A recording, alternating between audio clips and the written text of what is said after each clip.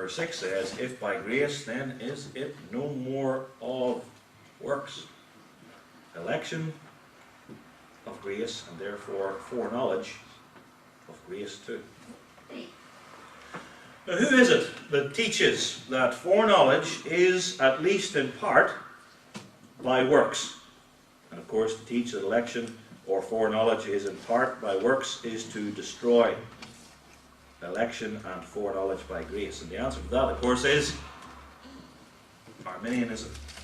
The notion that God looks down the corridors of history and sees that Mr. X will accept Christ. And that, therefore, was something that Mr. X did, and therefore it is a work. This is something whereby Mr. X made himself to differ from everybody else. That is a work.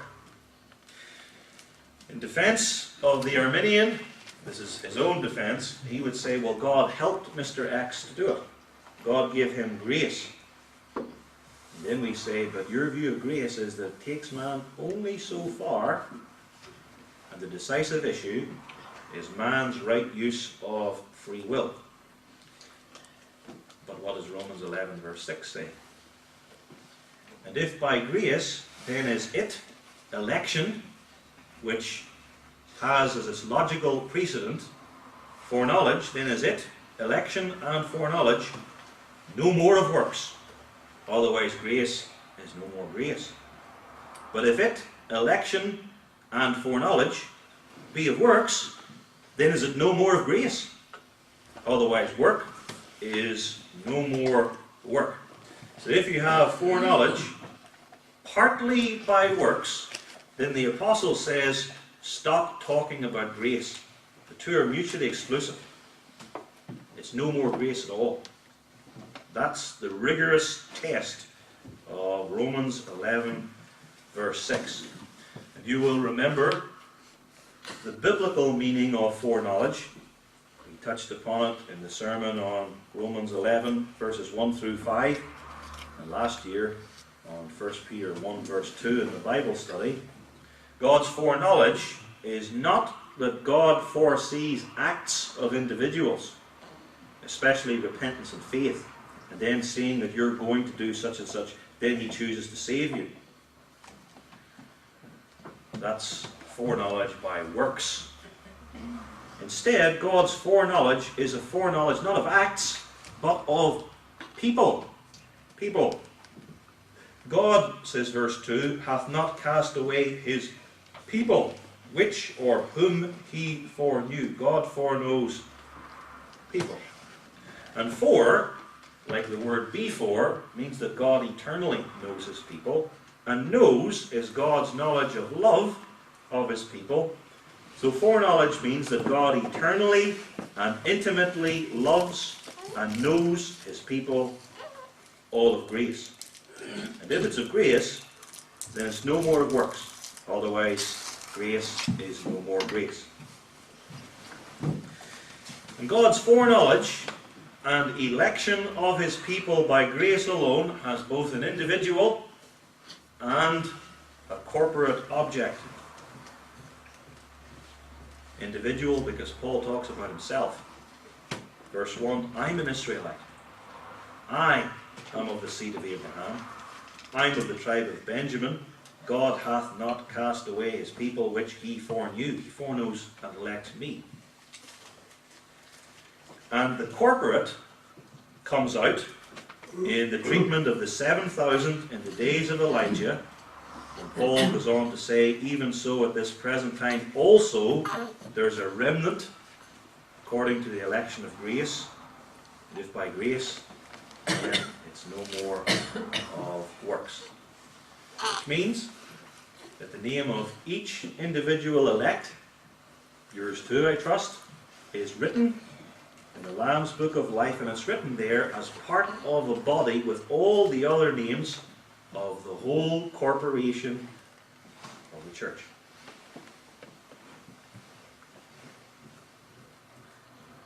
To continue, God's preservation of his beloved people is is also by grace alone. And I'll prove that to you from the text. Verse 6 says, if by grace, then is it no more of works. As we saw, the it applies to election in verse 5 and foreknowledge in verse 2. But then, God's preservation of his people in verse 4 goes hand in hand with his election of us in verse 5. Verse 4 says, I have reserved to myself 7,000 men who haven't bowed the knee to Baal. Even so, there's an election, and then that election is entirely of grace. And therefore, the preservation which flows out of election, it is, and must be, of grace entirely.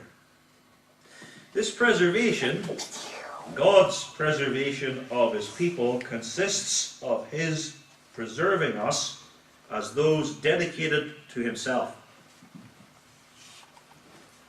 I have, says verse 4, God speaking, I have reserved to myself 7,000 men. God preserves us as those who are his peculiar possession. God preserves us means, according to verse 4, that we keep the first commandment and have no other gods before him, so that we do not commit idolatry, so that we do not, in the language of verse 4, bow the knee to the image of Baal. God preserves us so that we are dedicated to himself and don't bow the knee to idols. That's preservation. God does that by writing his law in our heart, regeneration, so that in principle we love God and our neighbour as ourselves. And then, flowing from that, God supplies us, all of his foreknown and elect people, with continual grace, so that none of the remnant ever apostatize and so perish everlastingly. And now, according to verse 3, God preserves us as those dedicated to himself, as those who keep the first commandment. God preserves us in the midst of the wicked world. God preserves us in the midst of an apostatizing church world. That's what verse 3 is dealing with. God preserves us in the midst and in the face of persecution from the false church. Lord, they, the false and apostatizing church, has killed thy prophets. God preserves us in the midst of a false church which attacks the sacrifice of Christ, especially in our day, by saying that Jesus died for everybody, or that something other than his sacrifice is needed to glorify the saints. Lord, they've digged down thine altars. They've rooted out. God preserves us in the midst of this wicked world and this apostatizing church which persecutes the true church and attacks the cross. God preserves us even though there's very few left. There's just 7,000. And Elijah thought there were so few left, he even went beyond what God said and thought he was the only one remaining. God preserves us. That brings up the question, why are the elect here called the 7,000 preserved? Because the elect, because we are faithful, because we do good works, because God helps those who help themselves, an axiom in the medieval church?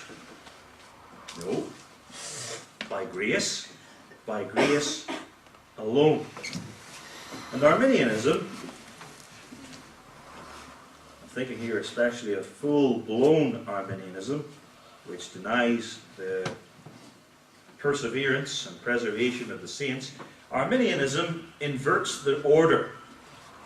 Arminianism teaches we persevere, therefore God preserves us. The two words are similar, but they have different meanings. Persevere and preserve.